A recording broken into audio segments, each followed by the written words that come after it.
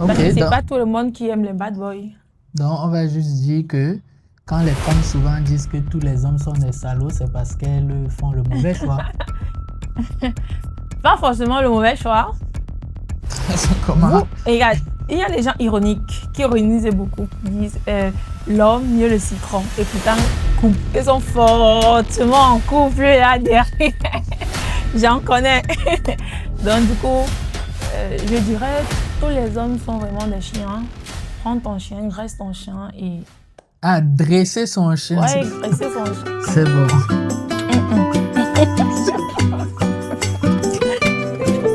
Ok, c'est bon.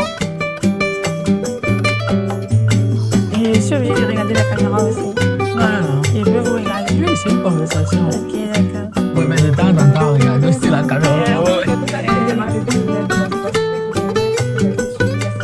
Ça va alors. Okay.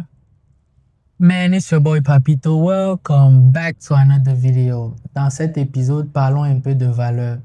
Aujourd'hui, je suis avec... Mademoiselle Blanche Maïlé. Ok, vous avez quel âge? J'ai 24 ans. Ok, vous faites quoi dans la vie? Je travaille, je suis secrétaire de direction. Ok, célibataire ou marié? Je dirais célibataire couplé. Bref, il est un peu personnel. Ok. Qu'est-ce que vous regardez chez un homme avant de vous mettre en relation? Je regarde la personnalité de l'homme.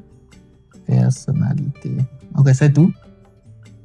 Non, je regarde sa personnalité, je regarde son caractère, je regarde aussi son style et plus sa motivation. Wow. Ok.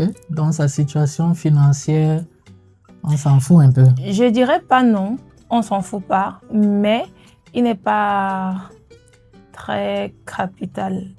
Parce que je me dis que derrière un grand homme se cache une grande femme. Donc, du coup, tu peux développer ton homme. Donc, vous pouvez vous mettre avec un homme qui vous dit « J'ai pas d'argent d'entretien à vous donner par mois. » Justement, j'ai dit, je regarde sa motivation. C'est pour dire quelqu'un qui est motivé, qui travaille, que même s'il n'a pas, il se bat. Et moi, je dis que c'est pas parce qu'on donne le milliard ou le million ou bien le 500 000 à une femme qu'on dit qu'on donne de l'argent. Parce que un homme qui aime donne. Je me dis que si tu m'aimes, même si c'est 100 francs, tu m'as donné. Donc, en gros, le geste et j'ai dit la motivation. Vous voyez un peu dans le contexte où je me suis appuyée. Ok. Voilà. Et si une femme n'a pas d'emploi et sa situation financière est un peu bizarre, est-ce qu'un homme devrait se soucier de cette femme? Oui, pourquoi ne pas? Par amour, on est prêt à tout. Par amour, on est prêt à tout. Comment? Donc, vous pensez qu'un homme devrait ignorer ces signes-là si une femme n'a pas d'emploi juste parce qu'elle est belle? Si une femme n'a pas d'emploi et qu'elle est jolie, tu dis que tu aimes la femme. C'est ça, n'est-ce pas? Pourquoi ne pas la façonner à ton image alors? Si elle n'a pas d'emploi, tu n'as qu'à trouver un emploi pour elle. Si tu veux développer si tu aimes la femme, tu développes cette femme. Wow. Pour moi, c'est ça. Ok. Vous pensez que les pressions que les familles mettent sur les femmes pour le mariage, est-ce que c'est ça qui pousse les femmes à à choisir des mauvais partenaires pour des relations, ou bien c'est le fait que les femmes aiment juste les bad boys? Bon, il est un peu très précis, capital, cette question pour moi. Pourquoi? Parce que les familles qui mettent beaucoup de pression à la femme de se marier, déjà pour moi, je ne suis pas d'accord avec. Je ne suis pas d'accord avec parce que le mariage, c'est vrai, il est important pour une femme de se marier parce que c'est écrit dans la Bible, tu es sorti de la côte d'un homme et tu devrais normalement te marier, mais ce n'est pas une fin en soi. Ok. Bon, pousser une femme à aller se marier, parfois, pour des personnes qui sont sous pression, ça leur donne une frustration totale au point où ils arrivent à faire des choix qui ne sont pas les leurs. Et se trouvent dans un mariage très malheureux. Donc, pour moi, je dirais que mettre la pression à une femme pour le mariage n'est pas une bonne idée, n'est pas une bonne chose. Et maintenant, les femmes qui aiment les bad boys, je dirais, c'est leur choix. Ah, ok. Parce que c'est Donc, pas tout le monde qui aime les bad boys. donc, on va juste dire que quand les femmes souvent disent que tous les hommes sont des salauds, c'est parce qu'elles font le mauvais choix. Pas forcément le mauvais choix. Comment? Regarde, il y a des gens ironiques qui ironisent beaucoup, qui disent l'homme mieux le citron. Et pourtant, ils sont fortement en couple là derrière. J'en connais. Donc du coup, je dirais tous les hommes sont vraiment des chiens. Prends ton chien, graisse ton chien et... Ah, dresser son chien. Ouais, graisser son chien parce qu'un chien bien graissé, c'est un chien obéissant. Et on dresse le chien, on dresse son nom comment? J'aimerais bien. On dresse son nom comment? Déjà, premièrement, tu dois connaître ton homme. Tu dois connaître ton homme, c'est-à-dire que ne fais pas l'à peu près. Quand on dit connaître quelqu'un, c'est connaître le bon et le mauvais. C'est connaître le fond, la profondeur et la racine de la personne. Du coup, quand tu connais ta personne, il est très facile pour toi de façonner ta personne. Vous voyez un peu? Ouais. Voilà. Donc, imaginez aujourd'hui, je prends un petit exemple. Je connais ma personne. Je sais que si je pose cette tasse-là, il est quelqu'un de désordonné. S'il vient, il va déposer là. Je sais que c'est quelqu'un comme ça. Maintenant, c'est à moi de lui faire comprendre. Pas en étant sauvage. Il y a des hommes qui n'aiment pas les femmes sauvages. Il y a aussi des hommes qui n'aiment pas les femmes très calmes. Oui, je dirais que tu devrais fusionner les deux trucs à la fois. Voilà. Donc, tu te parles de façon polie. Chérie, c'est pas normal que tu poses la tasse là. Un homme qui a réfléchi et conscient, responsable, avec la façon à laquelle tu l'as agressé cette parole. Wow.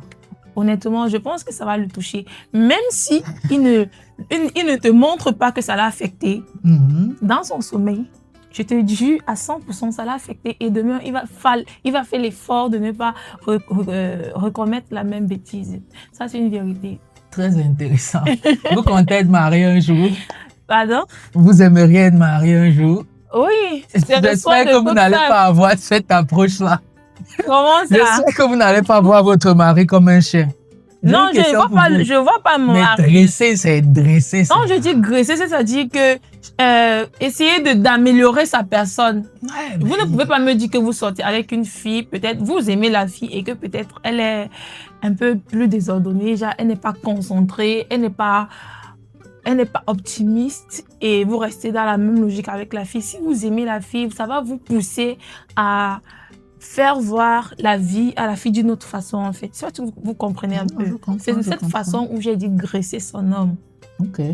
Vous pensez qu'une femme célibataire de 30 ans a la même value à l'œil de l'homme qu'une femme célibataire de 23 ou 24 ans? Bonne question. Moi, je veux dire, les chances de jeunes filles commencent à passer de 18 ans à 25 ans. Ah, donc après... Bon, c'est pas qu'après... Okay. Non, c'est pas qu'après, il n'y a plus de chance. Il y a des chances. Il vous reste un an. Il faut arrêter Il n'y a plus de chances. Vous avez toujours des chances. Mais si vous avez eu des chances à 100%, à un certain âge, ça diminue en fait. Parce que la femme, elle est comme une fleur qui fane au fur et à mesure. Je sais pas si vous comprenez un peu. Oui, c'est un peu ça. Donc, les chances sont un peu plus réduites. Par contre, une fille qui est encore jeune a encore toute sa naturalité, sa pureté et tout. Même comme beaucoup de jeunes aujourd'hui, ils bafouent cela. Ok. Donc, selon vos dits, ça veut dire qu'il vous reste un an pour vraiment... Non, il ne me reste pas un an pour vraiment. Mais vous avez dit 25 ans. Je dis de 18 à 25 ans, ça ne veut pourtant pas dire que... Mais j'ai dit les chances sont plus réduites. Elles sont plus réduites. Parce que parlons vrai. Une fille qui a un enfant et une fille qui n'a pas d'enfant, c'est une barre de sang. La fille qui a un enfant et celle qui n'a pas d'enfant, elle a encore 100.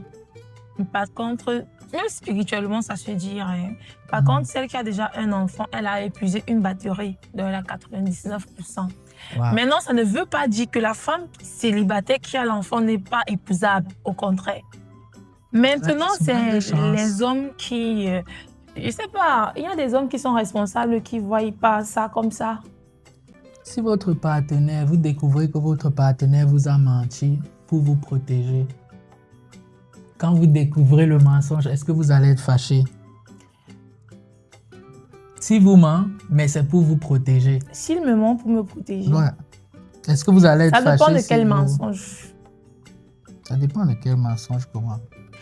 En fait, dites-moi un peu dans quel contexte le mensonge a été créé pour me protéger. Je vais prendre quoi comme exemple banal? Il vous a trompé. Waouh. Et puis, il m'a menti pour me protéger. Ouais. Qu'est-ce qui tient vraiment à vous? Je vais dire quelque chose qui va choquer les femmes. Parce que beaucoup de femmes disent qu'un homme qui aime ne trompe pas. Je n'accepte pas la tromperie de l'homme. Mais je dis, moi, personnellement, je ne peux pas quitter un homme parce qu'il m'a trompé. Parce que tu vas quitter un homme qui va te tromper pour quelqu'un d'autre qui va encore te tromper. Waouh, mais attendez un peu. Déjà, ce n'est pas tous les hommes qui trompent. C'est vrai, ce n'est pas tous les hommes qui trompent, c'est vrai, mais honnêtement, il t'a trompé, c'est pas bien, fâche-toi. Mais moi, je ne quitte pas l'homme parce qu'il m'a juste trompé. Waouh. Et si vous donnez une maladie, MST? Justement, là, c'est encore très mauvais et dangereux. Maintenant, si je constate que mon homme m'a trompé, honnêtement, je vais avoir des problèmes avec lui et lui faire comprendre que ce qu'il m'a fait m'a énormément blessé au plus profond de moi. Mais ça ne veut pourtant pas dire que je vais mettre notre relation en péril, mais je vais manifester que cette chose m'a énormément blessée. Et du coup, je souhaiterais que nous allons faire nos check-up ensemble parce que je ne sais pas où tu es entré et tout. Okay. Mais maintenant, si la même chose se reproduit 1, 2, 3 fois, il vaudrait mieux quitter le public avant que le public ne vous quitte. Ok, d'accord. Disons, exemple banal. On se met ensemble et je vous trompe parce que vous ne remplissez plus les valeurs que je me suis mis avec vous au début pour. Vous acceptez. Est-ce que ce style de tromperie-là, ça... On ne devrait même pas parler de ça. Déjà, si vous me trompez parce que je ne remplis plus des valeurs, c'est-à-dire que vous ne m'aimez plus. Non, mais si juste vous m'aimiez encore, si vous m'aimiez encore, vous devriez dire que chérie, la même femme dégagée que j'ai connue au départ n'est plus pareille.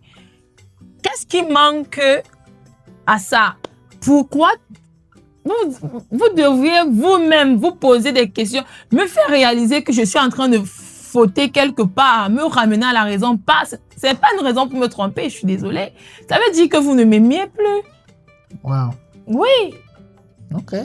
Pour clôturer, je vais me demander une question.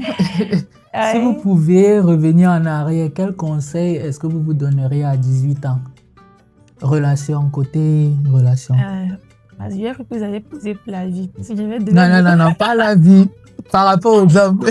Vous qui acceptez l'infidélité, dites-nous. Je ne dis pas que...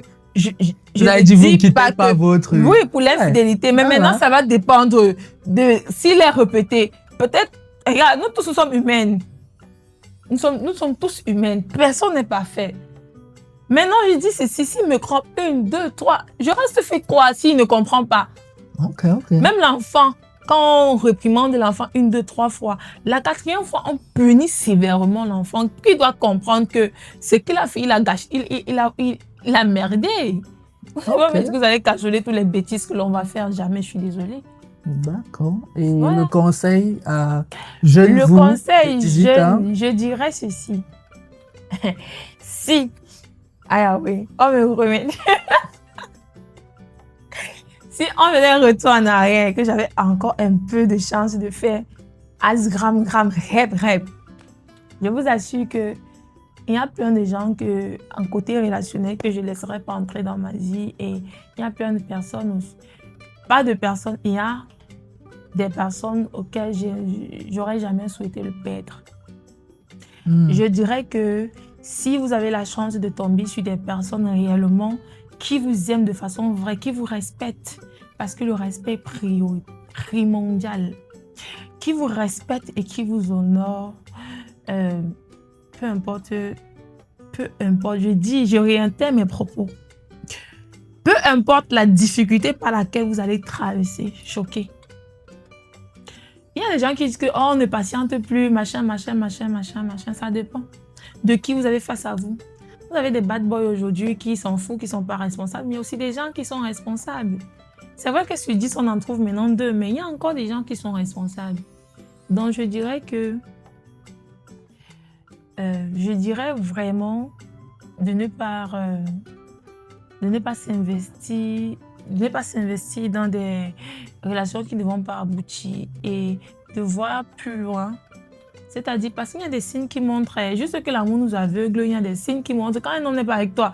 Je ne sais pas, il y a des petits trucs là qui réellement s'affichent, qui se montrent vraiment. Mais sauf que quand tu es amoureuse, tu es bête, tu es folle, tu es dingue et puis tu ne vois pas ça.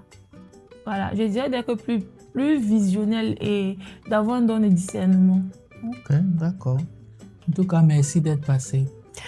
C'est pas grand-chose. Merci aussi à vous. Ouais.